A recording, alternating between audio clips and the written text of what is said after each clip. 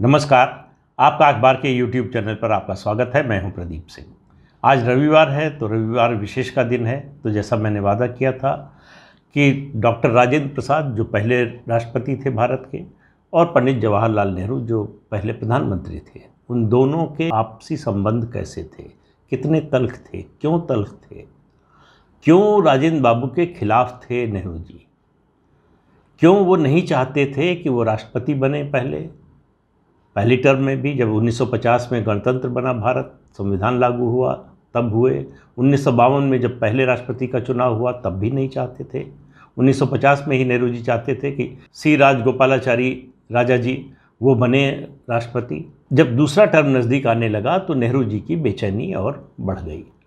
वो चाहते थे कि किसी भी हालत में राजेंद्र बाबू दोबारा राष्ट्रपति न बने। इस पूरी घटना का जिक्र जो है वो किया है दुर्गादास, जो मशहूर लेखक और पत्रकार हैं। उन्होंने अपनी किताब India from Curzon to Nehru and after, उन्होंने लिखा है कि 1956 ख़त्म होने वाला था। 1957 में जो है उनका पहला कार्यकाल राजेंद्र बाबू का ख़त्म होने वाला था राष्ट्रपति के रूप में। उस समय 3 कॉलमनिस्ट ने, 2 दिल्ली के थे, 1 कलकत्ता के थे, जिन्होंने ये लिखा कि अगला राष्ट्रपति दक्षिण भारत से होना चाहिए।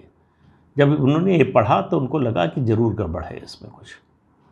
तो दुर्गादास ने इस बारे में पता लगाने के लिए वो मिलने गए। उस समय जो गृह मंत्री थे गोविंद वल्लभ पंत, वो नेहरू जी के बड़े करीबी और बड़े विश्वास पात्र माने जाते थे और थे भी। तो उनसे पूछा तो उन्होंने कहा, साफ साफ बता दिया कि नेहरू जी नहीं चाहते हैं कि राजेंद्र बाबू दोबारा राष्ट्रपति बने, वो डॉक्टर राधाकृष्णन को राष्ट्रपति बनाना चाहते हैं। लेकिन सवाल इसका है कि राजेंद्र बाबू क्या चाहते हैं। दुर्गादास ये बात सुनने के बाद वो गए मौलाना आज़ाद से मिलने और उनको पंत जी की बात बताई कि पंत जी ऐसा कह रहे हैं। उन्होंने जब मौलाना आज़ाद की राय पूछी तो उन्होंने कहा कि अरे भाई, मैं बिल्कुल चाहता हूँ कि राजेंद्र बाबू दोबारा राष्ट्रपति बने, पर सवाल ये है कि वो क्या चाहते हैं, उनके मन में क्या है। तो दुर्गादास गए राजेंद्र बाबू से मिलने राष्ट्रपति भवन। उन्होंने कहा जो पार्टी तय करेगी मैं उसके हिसाब से काम करूँगा। उससे पहले ये खबरें आने से पहले नेहरू जी राजेंद्र बाबू से मिल चुके थे और उनसे कह चुके थे कि आप दोबारा राष्ट्रपति मत बनिए। उन्होंने सीधे सीधे कह दिया कि जो मैं पार्टी के हाथ में हूँ, जो पार्टी तय करेगी वो मानूंगा। तो नेहरू जी समझ गए कि ये अपनी स्वेच्छा से इनकार नहीं करेंगे। तो उसके बाद ये खबर आई। फिर मौलाना आज़ाद मिलने गए राजेंद्र प्रसाद से। उन्होंने कहा जो पार्टी हाईकमान तय करेगा वो मैं मानूंगा। उस समय पार्टी हाईकमान का मतलब होता था नेहरू जी और मौलाना आज़ाद। तो जब मिलने गए तो जब बता दिया ये बात राजेंद्र बाबू ने कह दी, तो ये मान लिया उन्होंने, मौलाना आज़ाद ने, कि राजेंद्र बाबू तैयार है।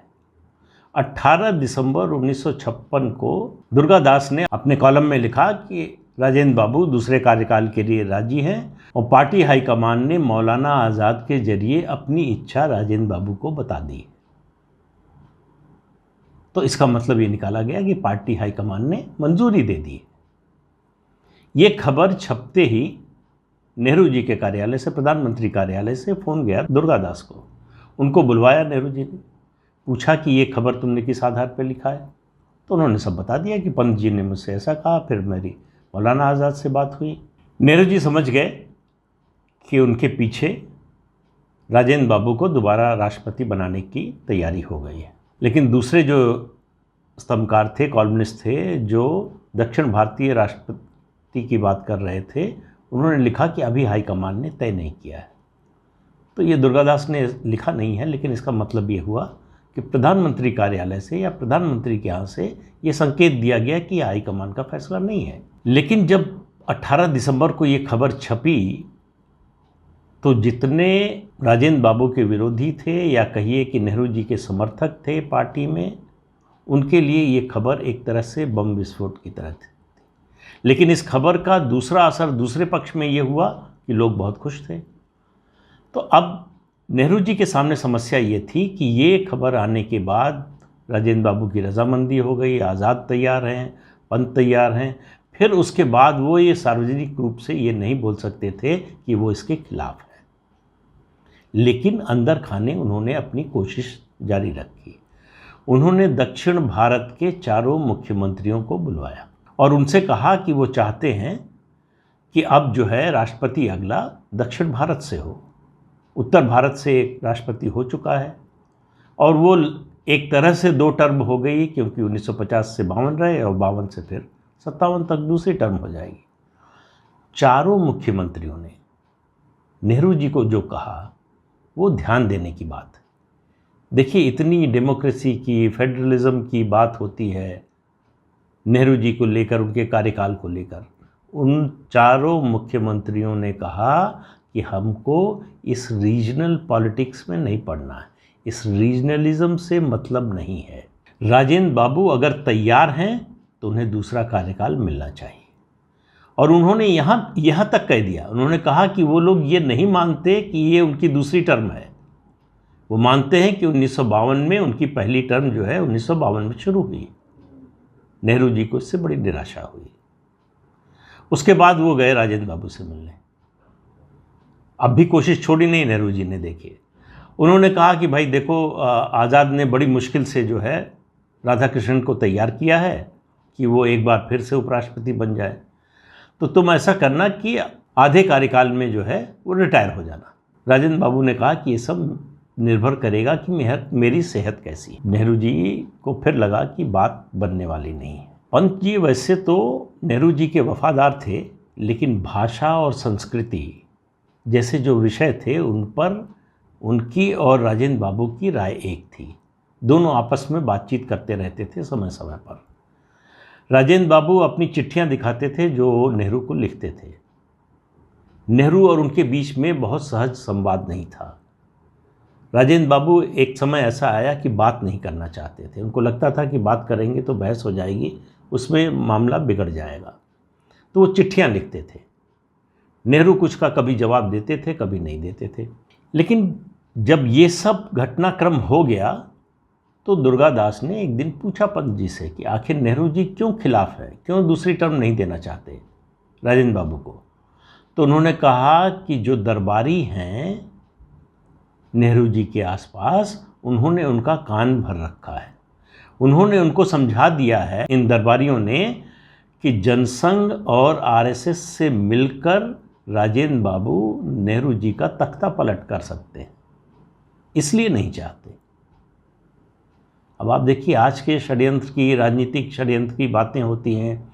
उस समय के लोगों को हम लोग समझते हैं कि बहुत बड़े लोग थे, बड़े दिल के थे, बड़े सिद्धांतवादी थे, लेकिन अंदर जो है, जब अंदर की बातें पता चलती हैं तो लगता है कि सब कुछ उतना सुनहरा नहीं था जितना बाहर से दिखाई देता था।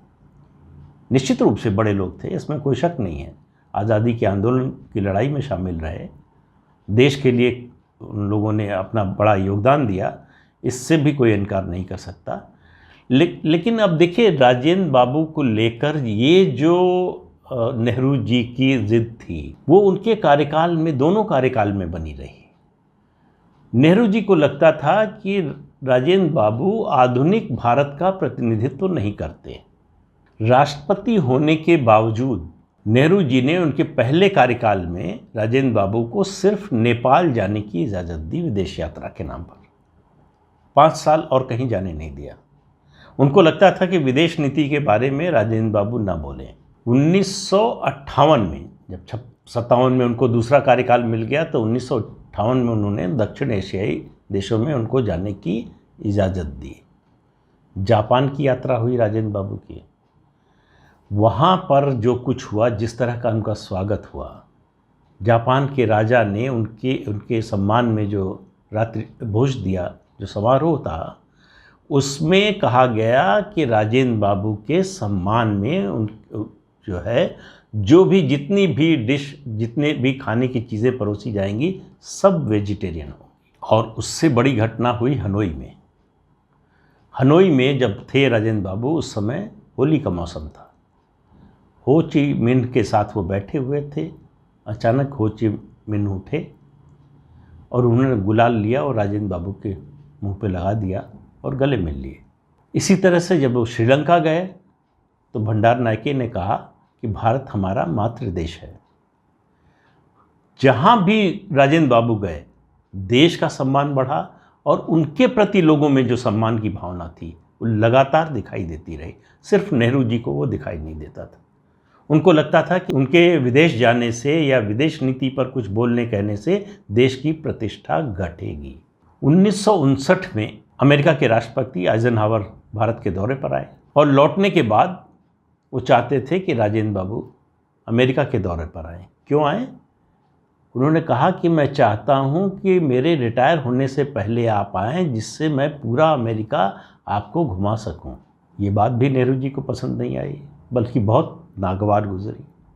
उन्होंने कहा कि नहीं, बहुत से लोग जा चुके हैं अभी अमेरिका, अभी जाने की ज़रूरत नहीं है। उन्होंने डॉक्टर राजेंद्र प्रसाद के बारे में जब वो यहाँ आए थे तो कहा कि he is God's own man. अब इससे ज़्यादा प्रशंसा, इससे ज़्यादा तारीफ़, इससे ज़्यादा प्रतिष्ठा जो है की बात कोई विदेशी मेहमान और क्या कर सकता है भारत देश के प्रधानमंत्री के लिए।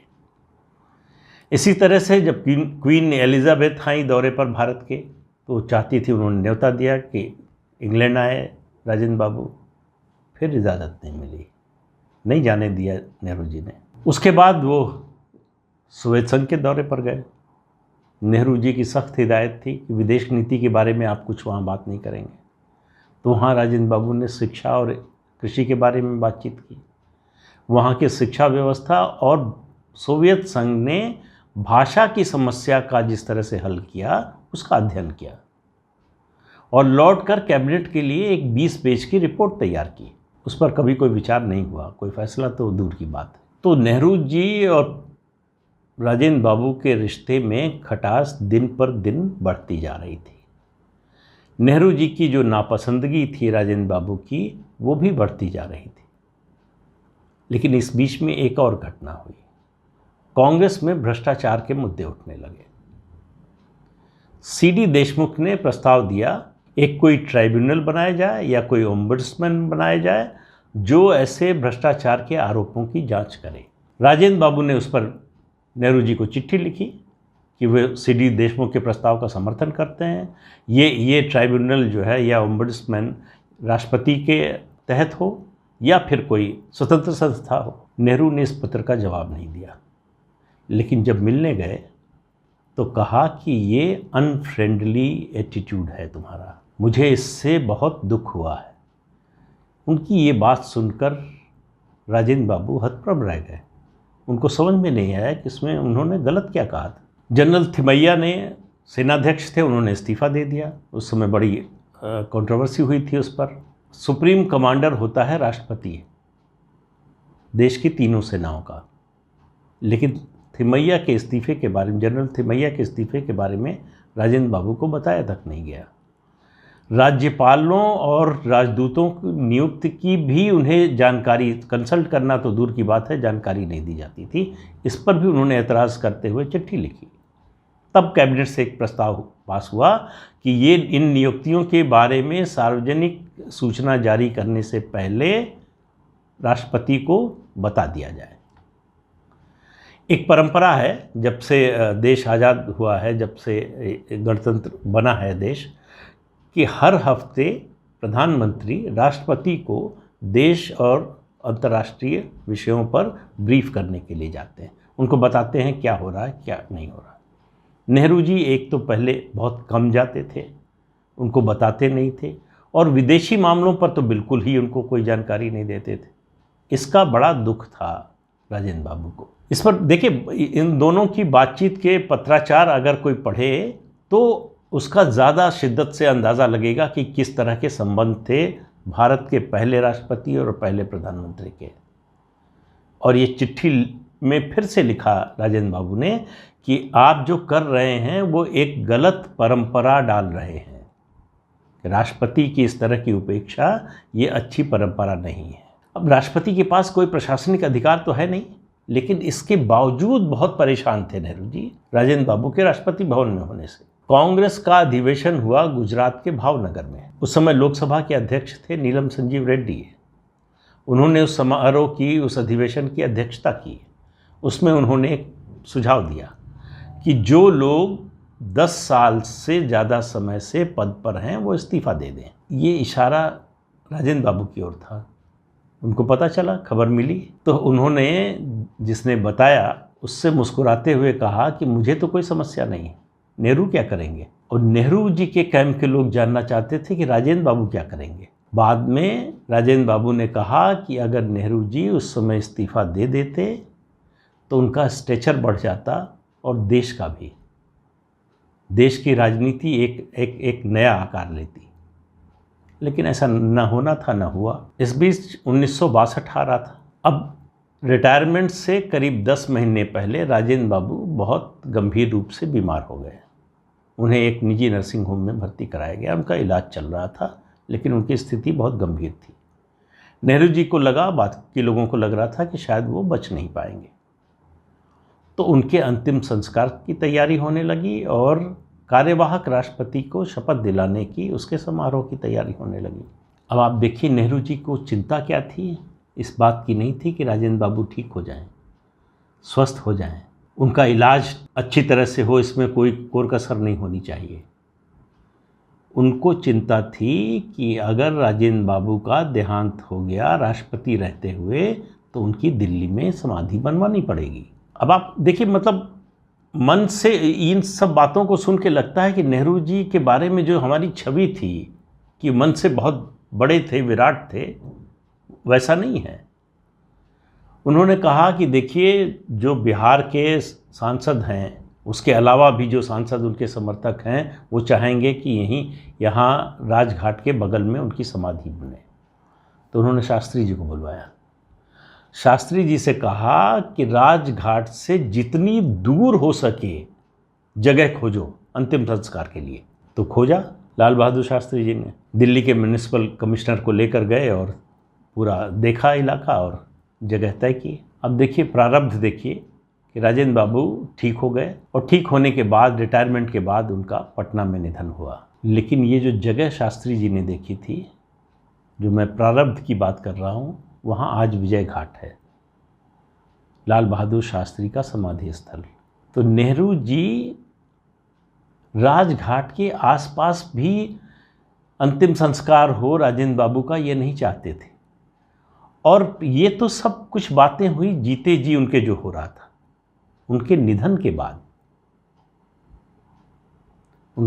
के बाद नेहरू जी ने, रिटायर हो गए थे वो, डॉक्टर राधाकृष्णन राष्ट्रपति बन चुके थे।